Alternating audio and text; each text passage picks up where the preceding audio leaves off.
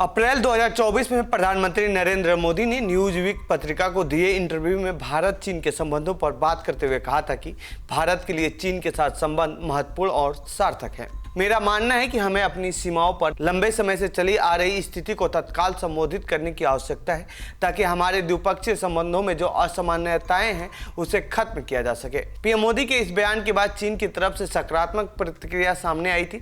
चीनी विदेश मंत्रालय के प्रवक्ता ने कहा था कि भारत चीन के संबंध सीमा की स्थिति से कहीं अधिक हैं। चीन और भारत सीमा की स्थिति से संबंधित मुद्दों को संभालने के लिए राजनयिक और सैन्य चैनलों के माध्यम से इस पर सकारात्मक बातचीत चल रही है और जल्द ही किसी न किसी नतीजे पर हम पहुंच जाएंगे। मई 2024 में विदेश मंत्री एस जयशंकर ने पीटीआई को दिए अपने एक इंटरव्यू में एलएसी पर चल रहे विवाद को लेकर बातचीत की थी। इस दौरान उन्होंने चीन के साथ चल रहे विवाद को खत्म होने की उम्मीद जताई थी। महत्वपूर्ण रूप से उन्होंने कहा कि लंबित मुद्दे मुख्य रूप से गश्ती अधिकारों और गश्ती क्षमताओं के इर्द गिर्द घूमते रहते हैं। गश्त को लेकर क्यों होते हैं विवाद? एलएसी पर विवाद मुख्य रूप से सेना की गश्त को लेकर है, जिस पर समझौते की बात 21 अक्टूबर को विदेश मंत्रालय के सचिव विक्रम मिश्री ने बताया। असल में एलएसी पर भारत चीन के बीच कोई भौतिक रेखा नहीं है जिससे ये पहचान किया जा सके कि ये भारत का बॉर्डर है या फिर चीन का बॉर्डर है। यही वजह है कि वहां पर सेना की गश्ती को लेकर अक्सर विवाद होता रहता है। ऐसा नहीं है कि इससे पहले गश्ती को लेकर चीन के साथ समझौते नहीं हुए हैं लेकिन फिर भी विवाद खत्म नहीं होता है। चूंकि जमीन पर कोई भौतिक रेखा नहीं है जो नक्शे के अनुरूप हो, इसीलिए भारतीय सैनिकों से अपेक्षा की जाती है कि वे अपने बेस पर लौटने से पहले सीमा के आखिरी छोर तक जाएं और अपनी उपस्थिति के संकेत छोड़कर आएं। आमतौर पर सैनिक गश्त बिंदुओं पर या तो पैदल या गाड़ी से जाते हैं और वहां अपनी उपस्थिति के संकेत छोड़ाते हैं। संकेत छोड़ने का तरीका बहुत सामान्य है। यह कोई भी भारतीय चीज हो सकती है, चाहे वो सिगरेट का खाली पैकेट हो या फिर माचिस, लेकिन वो भारत की बनी हुई होनी चाहिए। क्या है 2005 का चीन भारत के बीच सीमा समझौता? 2005 के सीमा समझौते के अनुच्छेद 4 में आमने सामने की स्थिति में सैनिकों के आचरण को संहिताबद्ध किया गया है। कुछ निर्धारित दिशा निर्देश बनाए गए हैं। इस समझौते के अनुसार यदि दोनों पक्ष के सीमाकर्मी एलएसी के संरेखण में मतभेद या किसी अन्य कारण से आमने सामने की स्थिति में आते हैं तो उन्हें आत्मसंयम बरतना चाहिए और स्थिति को बिगड़ने से पहले रोक लेनी चाहिए। स्थिति को बिगड़ने से रोकने के लिए सभी आवश्यक कदम उठाए जाने चाहिए। आमने सामने की स्थिति के दौरान कोई भी पक्ष दूसरे के विरुद्ध बल का प्रयोग नहीं करेगा या बल का प्रयोग करने की धमकी नहीं देगा।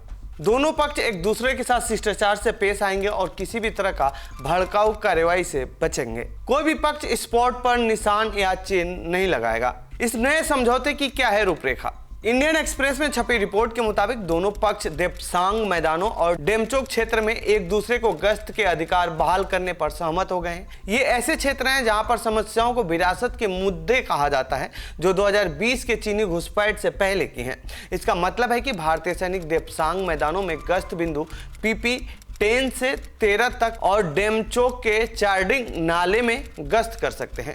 गश्त व्यवस्था पर समझौते से उन क्षेत्रों में डी एस्केलेशन और डी सैन्यीकरण की उम्मीद है जहां प्रत्येक पक्ष के 50,000 से 60,000 तक सैनिक तैनात हैं। अधिकारियों ने कहा है कि यह प्रक्रिया अगले 1 से 10 दिनों में शुरू होने की उम्मीद है। गश्त व्यवस्था पर समझौते के विवरण में क्या कहा गया है? गश्त व्यवस्था पर समझौते के विवरण के मुताबिक डेमचोक और देप्सांग में गश्त और चराई की गतिविधियां मई 2020 से पहले की तरह फिर से शुरू होंगी। विदेश सचिव ने 22 अक्टूबर को कजान में कहा कि चर्चा के तहत लंबित क्षेत्रों में गश्त और वास्तव में चराई की गतिविधियां 2020 की स्थिति में वापस आ जाएंगी। गलवान घाटी, पैंगोंग त्सो के उत्तरी और दक्षिणी तट, गोगरा हॉट स्प्रिंग क्षेत्र जैसे घर्षण बिंदुओं पर पिछली विघटन वार्ता के लिए नहीं खोला गया है। साल 2020 में गलवान संघर्ष, जिसमें एक कर्नल रैंक के अधिकारी सहित 20 भारतीय सैनिक और कम से कम 4 चीनी सैनिक मारे गए थे, उसका जिक्र करते हुए मिश्री ने कहा कि उन्हें उम्मीद है कि ये व्यवस्थाएं एलएसी के पास कुछ क्षेत्रों में इस तरह की झड़पें बंद हो जाएंगी। उन्होंने 3D के अनुक्रम को स्पष्ट किया है। उन्होंने कहा कि हमने पहले विघटन पर ध्यान केंद्रित किया और डी इंडक्शन पर चर्चा उचित समय पर की जाएगी। कितना भरोसेमंद है भारत चीन समझौता?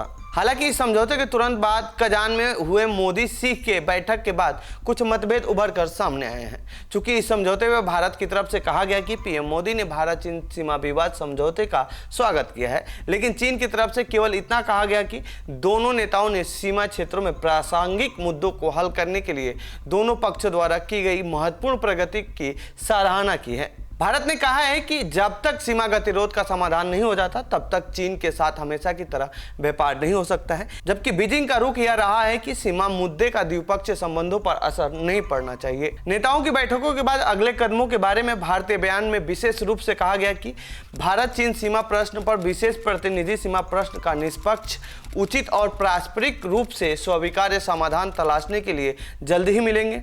जबकि चीनी बयान में कहा गया है कि दोनों पक्ष जल्द से जल्द संबंधों को फिर से स्वस्थ और स्थिर बनाने के लिए विभिन्न स्तरों पर अपने विदेश मंत्रियों और अधिकारियों के बीच बातचीत करने पर सहमति व्यक्त की है।